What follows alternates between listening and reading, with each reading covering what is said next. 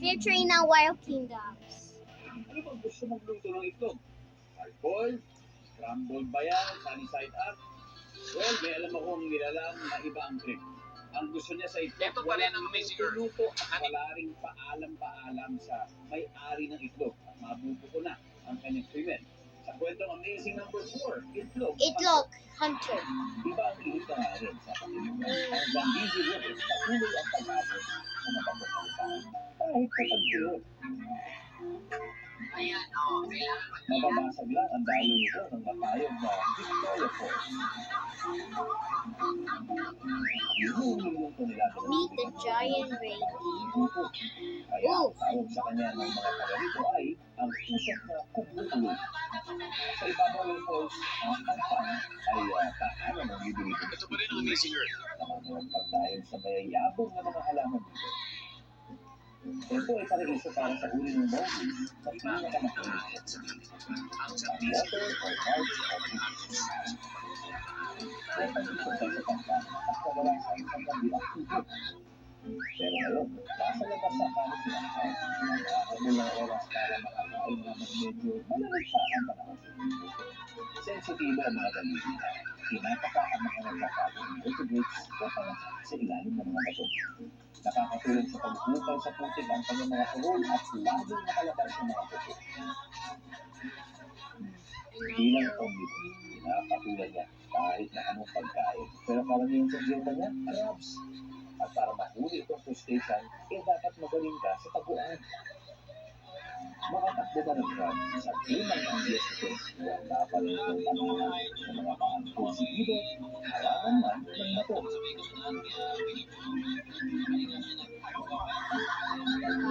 Matitibay rin ang mga pangit at nagabiling ang dulo.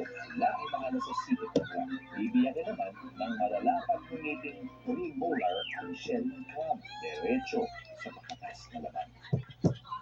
Mahilig din sa isda ang mga mongoose. Matalino ito. Pepwersahin niya ang mga isda suko sa mababaw na tubig.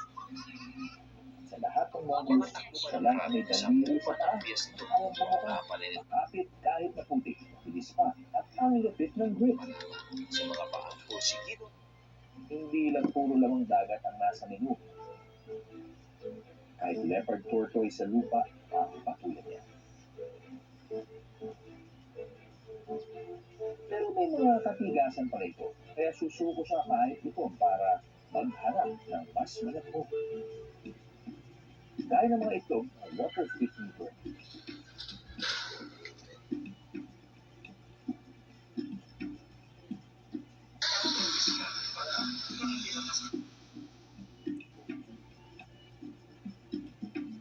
Para maprotektahan ang mga anak, inuto na ng mga magulang ang mga pakta.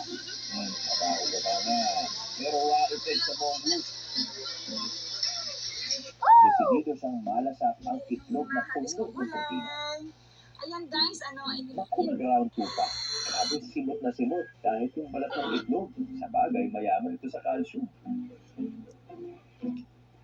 Roronda pa siya ng huling beses para sa mga anay sa bumagsak na puno. Saka magpapahinga sa malalim ng mga pampang ng tubig.